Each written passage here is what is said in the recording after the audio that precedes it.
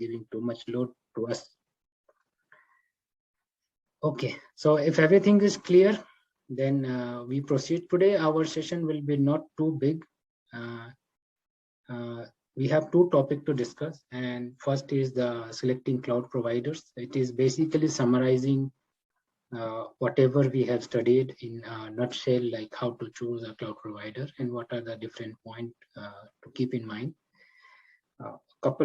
Most of the thing will be repetitive, and apology for that, but this is the lecture to close this cloud computing topic and then move on to the next virtualization topic. If you have any question, you can write, or you can switch on your mic and ask any feedback you would like to give.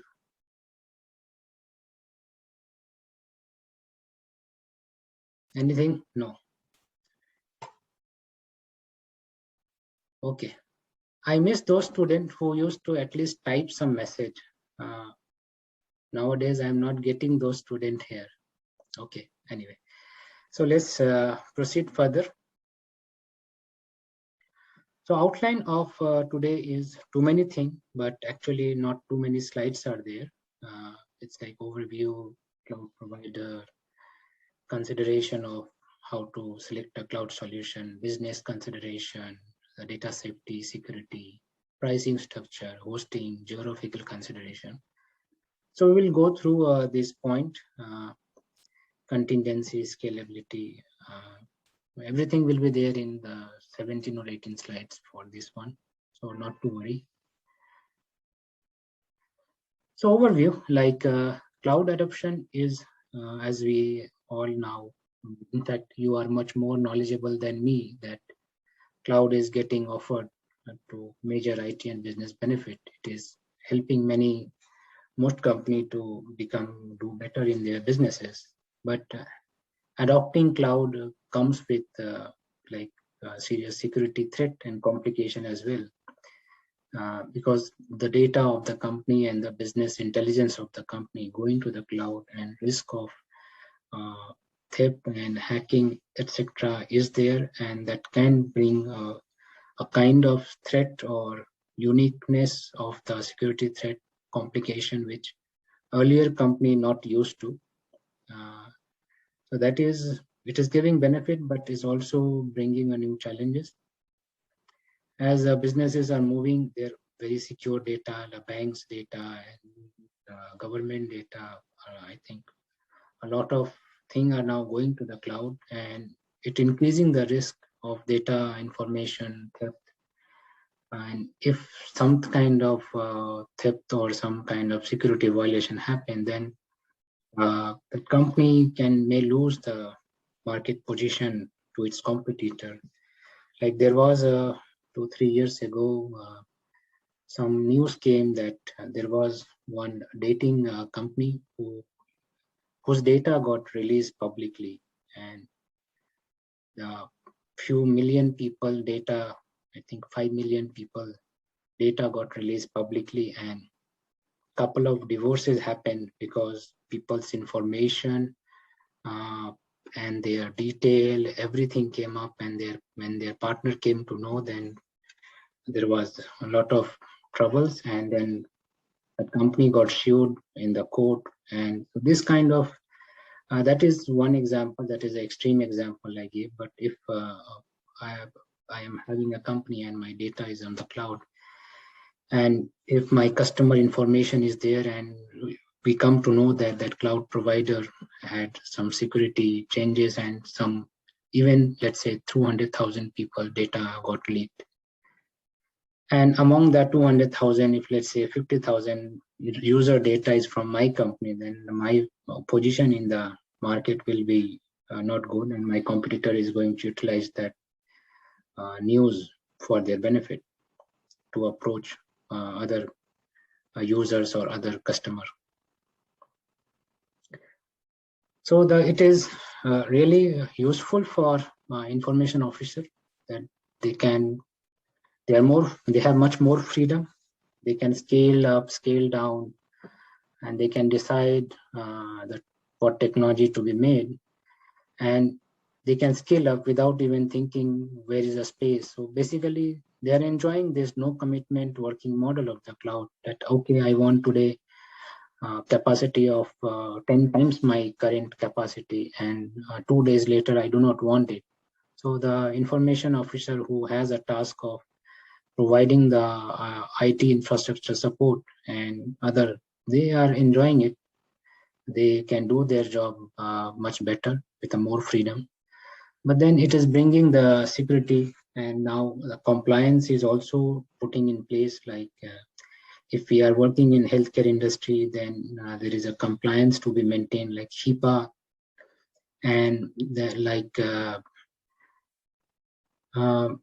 and those kind of things do come in. Earlier, the compliance has to be done at premise, and that those times the compliance would not be so stringent. But as we are moving to the cloud, and more stringent compliance is coming, and so it is better to, when we are trying to choose a cloud provider, we also need to know that what business domain we are working in, what kind of compliance we have to maintain, and whether my provider, the cloud provider which we are choosing, is able to provide it or not. The cloud industry can offer a tremendous amount of things like SaaS, PaaS, IaaS, and we have to first analyze, means cloud provider is giving too much option. There are many criteria are there, and when we are trying to choose what provider to take, we also have to think what are the top players in the industries are there. And so we have seen in the previous few lecture, like the top providers are actually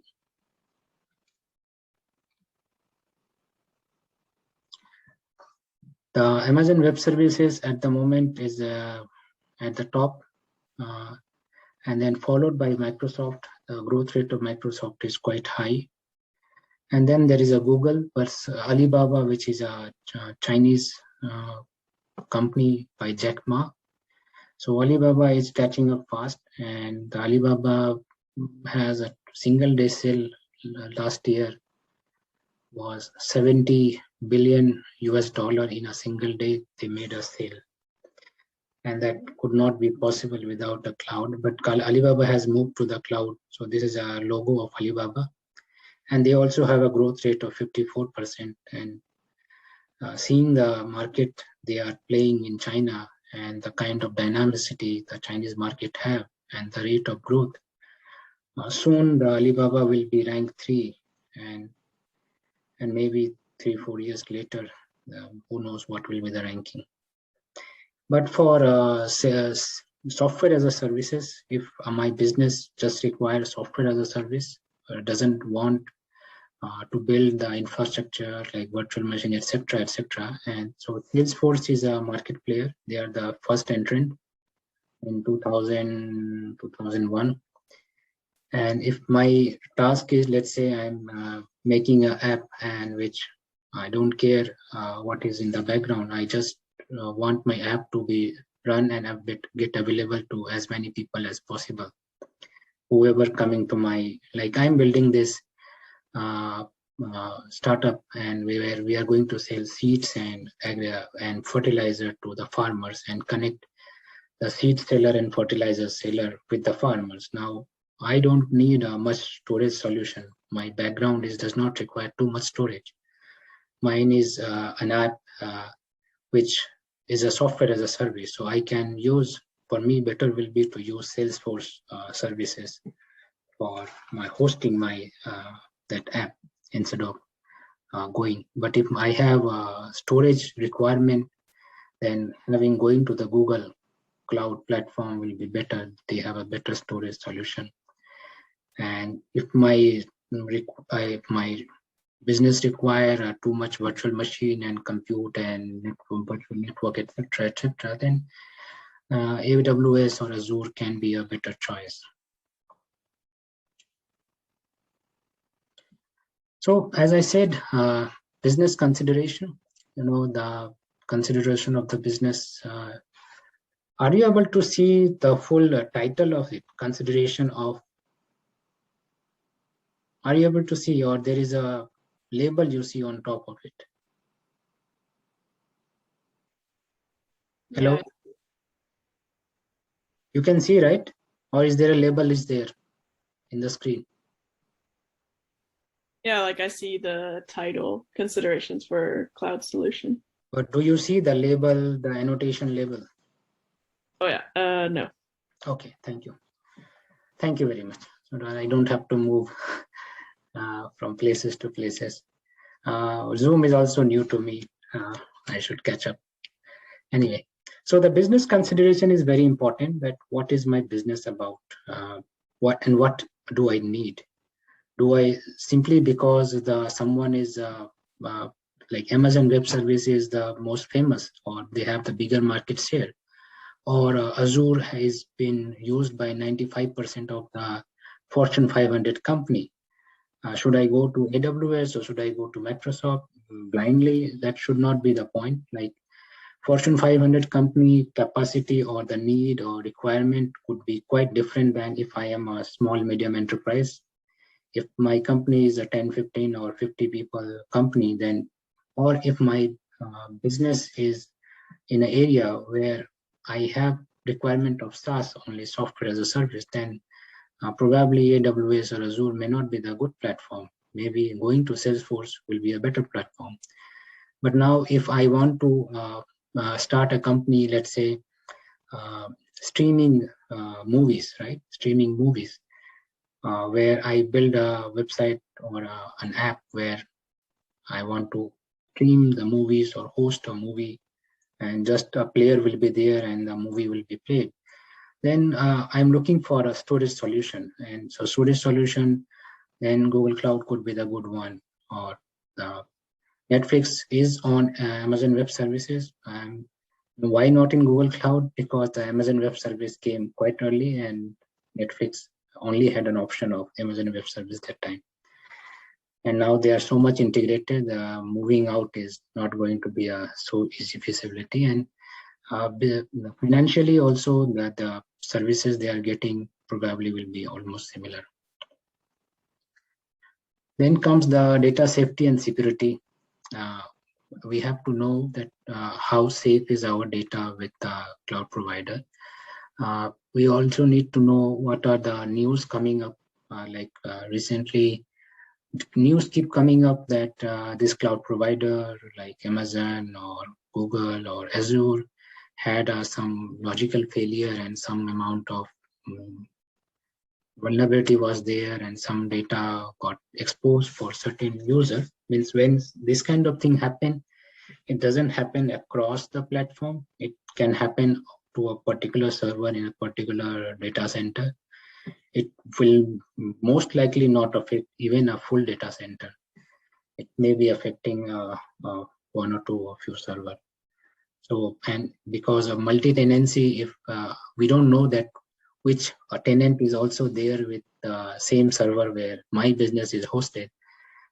So this data safety and security aspect we have to keep in mind. If some company who is maybe the market leader, but the number of news coming up for data theft or security violation or some kind of this kind of interruption, then we have to be very wary that should be taking that service or not. Maybe we should be looking for someone else. Then another point is interoperability, portability, and integration. And as we know that sometimes we might have to move from one cloud vendor to other cloud vendor. Sometimes we have to use multiple cloud providers. So if we are using the multiple cloud providers, or we are using certain company plugin or APIs or app, whether we have available interoperability with my chosen cloud provider. Like let's say I want to use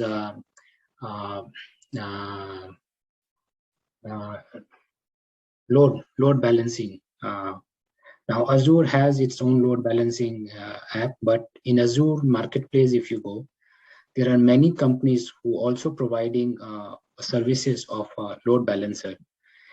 And if I have certain kind of requirement which a particular company load balancer give me, I need to know whether that company load balancer is operable with Azure platform or not. Or let's say Amazon Web Services, if I'm evaluating with that or not. Then portability, whether if I want to move my data from one vendor to other vendor, or even porting my data to connect chosen cloud provider, whether my data can be portable, is integratable.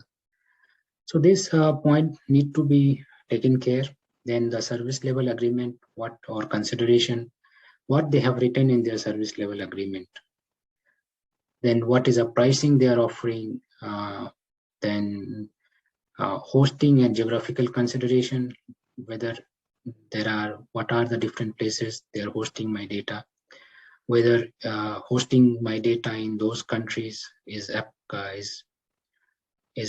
in line with the country where I'm having the uh, business requirement. Let's say if I'm in China now, if you are some companies registered in China, then all the data of that company has to be in China.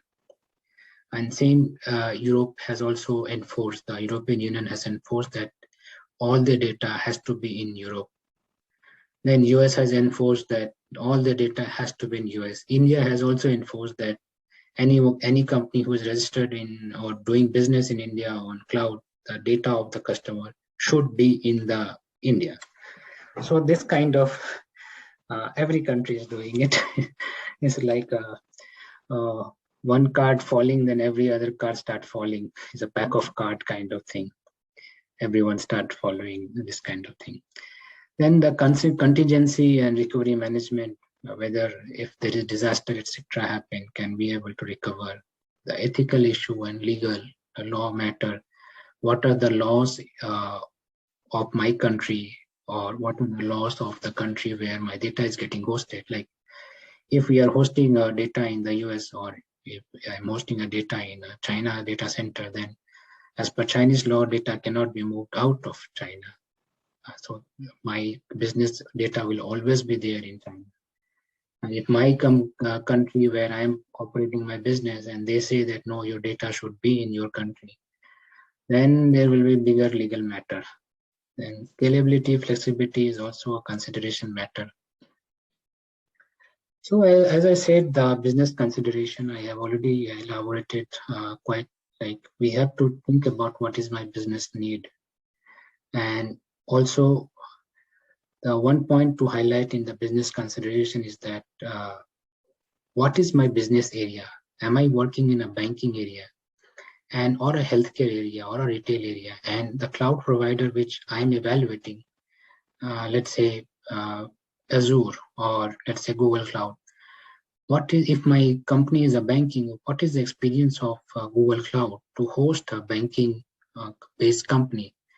Whether do they have a vast experience in handling the banking related companies? If they have it, it's better to go with them, because then they will have the different kind of infrastructure or a method or a feature or a means to support the banking related activities and the complication.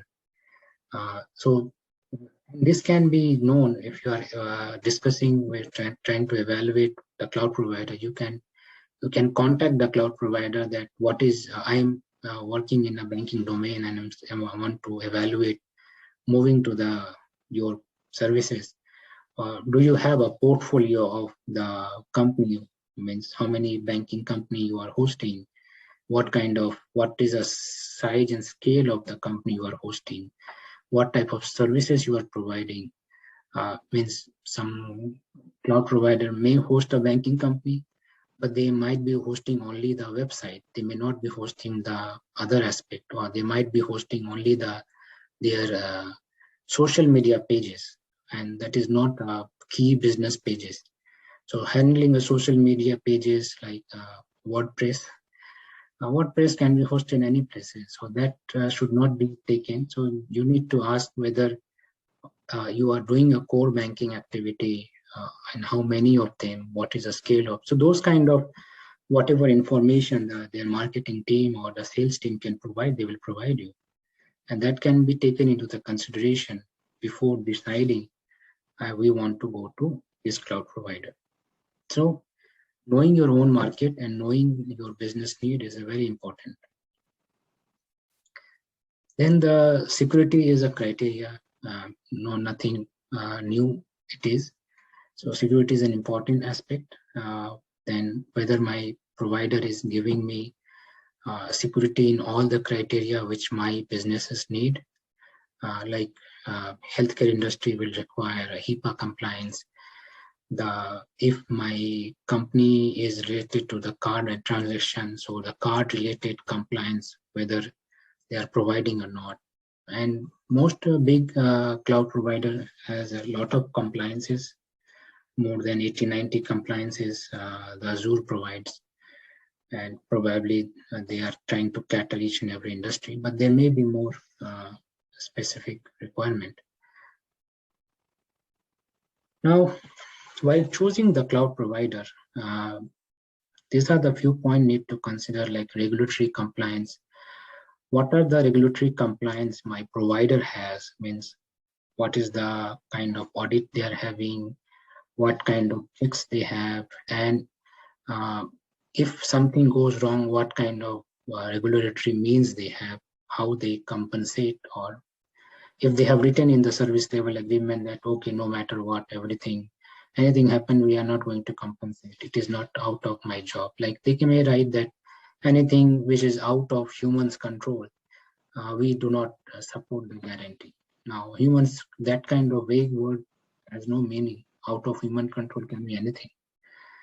So they have to be right specifically. Then you also need to know whether the data is my business data is segregated in the multi-tenant environment. Usually the data are segregated, but you need to also check how they are doing the segregation, what kind of means they have. Then they should be providing the data recovery. If any disaster happened, my data should be recovered, but no matter what failure. So this is very, very important. Access privilege, like whether they are allowing logical access to the data center or they are allowing physical access to the data center. Like I had visited a data center where both logical and physical access was there, but too big cloud company, then the physical access is almost nil if you are not really too big company.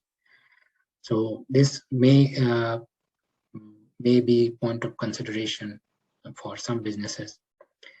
Like there was a company who was actually providing the software solution for schools in the US.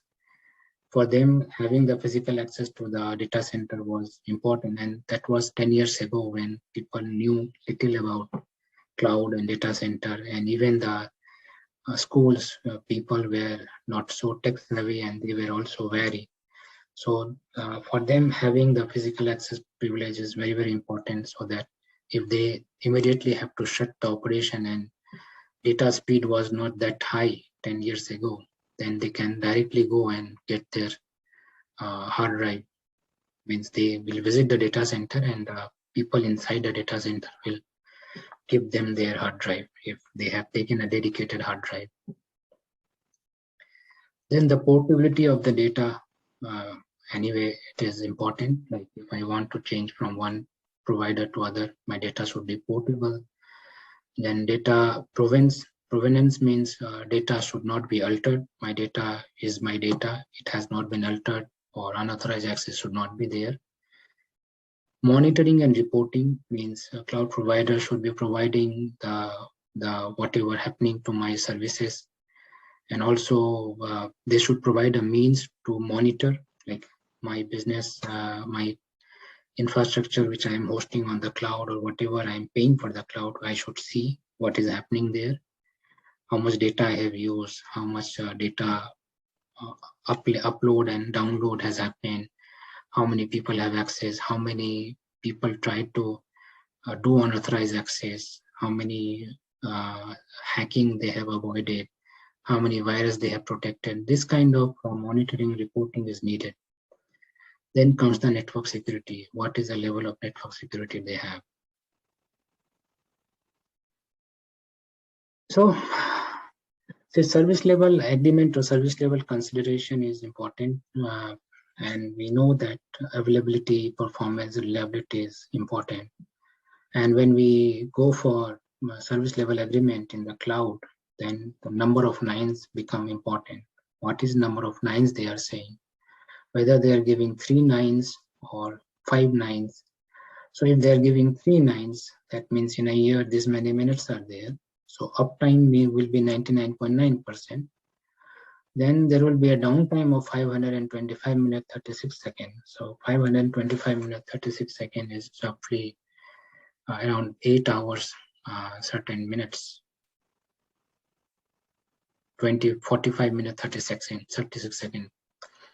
Then there are, if 5.9 is there, then the downtime will be 5 minutes 15 seconds. Now we also need to know whether do we need this much high availability. Can my business go with this? Can it sustain with 8 hours of bottleneck in a year? Then if it can sustain, then getting a 99.9 will be a cheaper service. Going for 99.99 will be a very expensive service. And if availability is crucial, like if I am having a Amazon platform or a Netflix platform, then I will definitely need 99.99%. But if my businesses does not have that high sale, like every second millions of transactions not happening, then I may be satisfied with 99.9%. Then reliability of the cloud vendor is very important. They should have a transparency in operation, like they get audited by outsiders, etc. The outside auditing agency. Then the pricing structure, like what price they are offering, and a lot of time, sometimes you can negotiate the price and ask for more services, etc. And price can vary between what CBDT level they are giving, how much storage space. And one thing very important to keep in mind, like whether they have any hidden cost. So sometimes the cloud provider say, okay, we are offering the services for 10,000 NOK per month, let's say. And after you take, and then the cost goes to 40,000 NOK per month. And if you go back to them and they say, oh, I will go, no, we were offering only 10,000 NOK as a base price, but the kind of service you are asking, it is expensive, 40,000 NOK. So that has to be taken into consideration. You need to ask, is there any hidden cost? And if there, what is the hidden cost? And where my cost can go up and down. So some businesses do, most businesses require a financial planning related to this. Then pricing offered by vendor can depend on different aspects, and the pricing may be flexible. And then we can also review the historical prices they are offering. That can help in finding out comparison between different vendors. But comparing with different vendors is not very much same, but if they are having the similar, we are taking similar kind of services, then it will be apple to apples. Geographical consideration, like compliance and regulatory demand for data changes require geographical location. Like we know that we are talking about availability zone, scale set, and then different geographical region pair. Whether my getting that kind of services in order to get more available and more secure and more disaster proof or recovery proof, whether I am violating the compliance and regulatory demanded for that. And so we need to, cloud service providers should adhere with the changes and they should protect the data in any given location. Your cloud service provider should carry out data when they carry it across different geographic region. What are the risks they are avoiding? Like Microsoft has dedicated cable line do we do, what kind of means they have. So AWS also have dedicated cable line across when we are using their special kind of service, network service from them. And the enterprises should also know about the laws of the different location. Like I'm running my going to start this startup, and I don't have any plan to go outside India. And so, but if that agro business go outside, means then I have to think about something else. But currently, it's no plan. It has to be in India and for India. So I need to know the law of India and the company which I am getting, whether they are following the service, they are giving the services as per the laws and jurisdiction. Then the certain location can violate the certain regulatory requirement, and that can cause a threat to data security. As per like in China, if we are hosting anything, so Chinese data center, the data as per the government law, the government has access to every data, every cloud center has it. It's not that government go and sit, but they can directly go and get an access.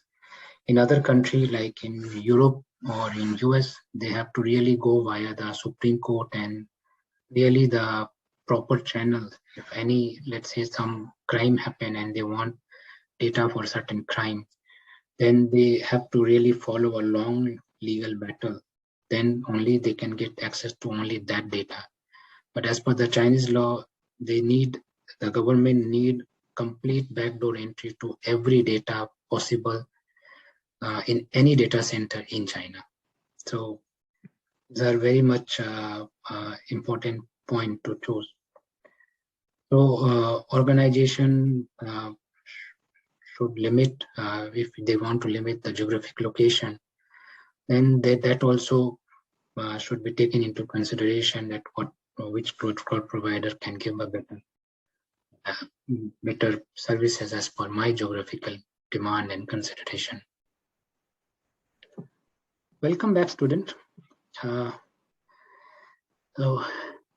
talking for 35 minutes, I started breathing out. So are you aware of there was a leader called Fidel Castro from Cuba?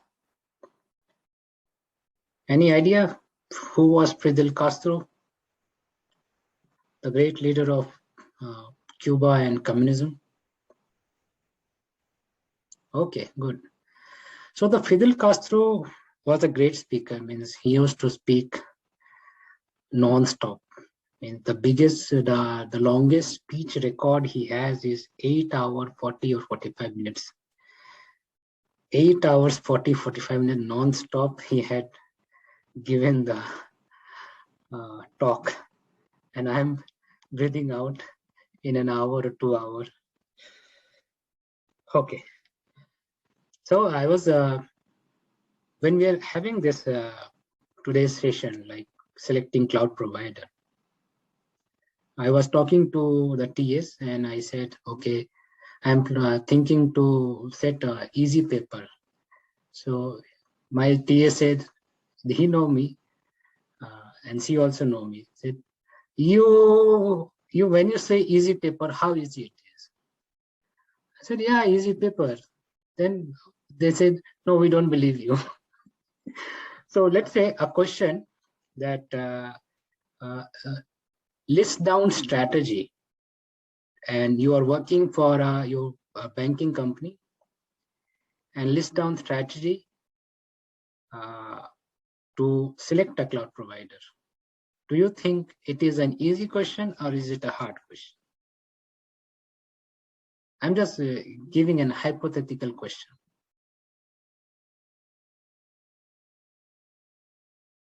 I'm asking something.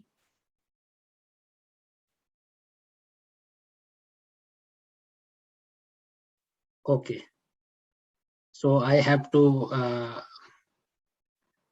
I have not set the question paper, so don't worry. I have not set the question. So that means I have to set question paper which should not be subjective and very long.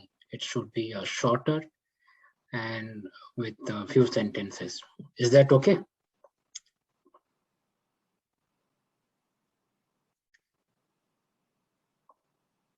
So there, I have a plan. One plan is there that I will be giving 50 multiple choice type question, where you have to choose one or two or three correct answer from given 4 or 5 choices, and remaining will be something else. So I hope that 50 MCQ can give less memory load on you. Okay. Anyway, let's proceed. So business process, they need to have a data recovery or disaster recovery plan in place for the cloud service provider. Like disaster can happen anytime and without even anticipation. For example, earthquake can happen, the flood can happen, and some war can happen. Like this year already we saw a war in the Asia and between Europe. That June, it was a short war, but suddenly war can happen, and we just saw the coup in the Afghanistan, and the government, democratically chosen government, has been taken over by military controlled government, and that is going to bring the instability in that area. So let's say if we have a data center near that area, they will be vulnerable because the law and order will be less, and there are many militant groups are there, and they may attack. Like if one business leader say one sentence, like there was incidents, French President Macron said something, and then there was a ban of all the French goods and in the Middle East. So that kind of scenario can happen. So we should know what are the disaster recovery solution available to the cloud provider. Are they doing the audits, and what kind of company they are using it for audit? What is the detail about it? As a cloud is very vulnerable, so the disaster recovery is is required, and whether they have a feature in the architecture to do it. The due diligence should be there for our own. Like we should also be checking the audit report when we are also taking the cloud services. Then we also go and check regularly the quarterly or whatever duration they are doing the audit report, any vulnerability or any point of consideration we see. And the cloud vendor should prepare to share the documents that explains how they are doing the data protection, and that should be in detail, not like we are going to ensure data protection by all means, like that. They should have what they are doing, not like we will protect your data. Yeah, they will protect the data, but how? Like as we were discussing, like when their hardware is crashing, how they're destroying the hardware.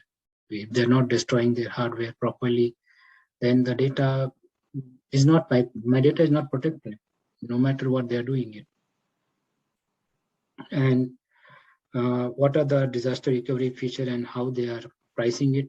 Because when we go for disaster recovery, the pricing varies a lot depending on what feature we are taking it. Then there are many cloud computing standard and organization. The most important one is National Institute of Standards and Technology, and NIST. Then there is a Cloud Security Alliance is there. I have done certification of CCSK with them. And then there is Open Grid Forum, Object Management Group, then Cloud Computing Interoperability Forum, Open Cloud Consortium, then ENISA. And this December, I will be doing more certification of cloud like CCSP, CISA, and one more Azure certification I will be doing in December. After end of this course, my exam will be there. So, but you need to know that NIST is important. Others not so important to know, because they are the most reputable and respected standard in the cloud society, cloud computing society. Then other practical issues should be considered, and like whether uh, doing the service level agreement negotiation one can do by asking for price negotiation or feature negotiation. Vendor lock-in is very important. Like it's better not to go for a long period of lock-in period, like 3 years, 4 years. No matter how cheap the service they are giving, if my business is really scalable, as can grow bigger, then it is not a good idea to have a longer lock-in period. Uh, then vendor lock-in, and also need to know what are the terms and conditions, like portability, etc. they are offering. Change in organizational culture, like when we are going to the cloud, there will be some change will happen to our organization. We have to educate the company, different people, as we have seen in the past. Like we have to train our people, bring their knowledge, and they make them aware of the what yes and no, and if and not if in the cloud. Then compliance and security of the data should be taken into consideration. What compliance they are doing it, commercial implication. If we are shipping the large volumes of data, how commercial implication it will imply on us. Integration of the cloud into my current system, like every organization have maybe having its current system if they are not starting from the scratch, and how the cloud can integrate with the current system. So with this, the selecting cloud provider topic is done, and I hope you had quite an exhaustive and a brief cloud computing topic. Now, this is not everything about the cloud computing, but I tried to cover more or less most important topic related to cloud, and you should be aware. I think it should meet the learning outcome of whatever part the cloud computing has.